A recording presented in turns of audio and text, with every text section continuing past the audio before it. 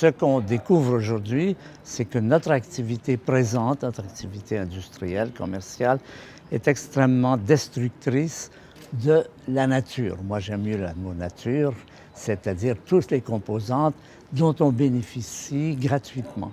La nature, depuis toujours, nous donne en cadeau des éléments comme par exemple les marécages qui assainissent l'eau, des abeilles qui donnent le miel et la pollinisation, des papillons, des vers de terre. Tout cela, ça nous est donné gratuitement.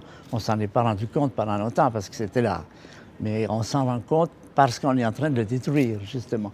Et c'est le fait de cette destruction qui pèse sur notre futur, puisque ça met en cause, par exemple, la disparition des vers de terre, c'est l'oxygénation des sols, c'est la fertilité des sols, c'est les moissons. La destruction des abeilles et des papillons, c'est la pollinisation, c'est les fruits, les fleurs, c'est 40%, 60% de la nourriture mondiale. Donc c'est une prise de conscience un peu sur le tard, puisqu'il y a longtemps qu'on le fait, mais on ne s'était pas rendu compte du fait que ça posait un problème sérieux, qu'au sens littéral du terme, on coupait la branche sur laquelle nous sommes juchés, nous sommes perchés.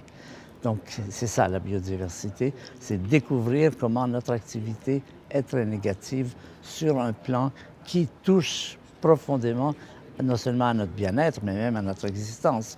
Parce que la nourriture, l'eau propre, c'est quelque chose de fondamental.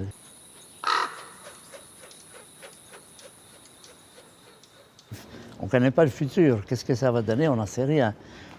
Mais on s'aperçoit que si on ne se décide pas et si on ne le fait pas sérieusement, ça va mal aller.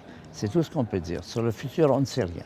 Le futur n'est jamais le prédire. Mais on peut dire qu'est-ce qu'il faut faire pour essayer qu'il soit cohérent et qu'il soit profitable. Je pense que c'est plutôt cette attitude-là qu'il faut prendre.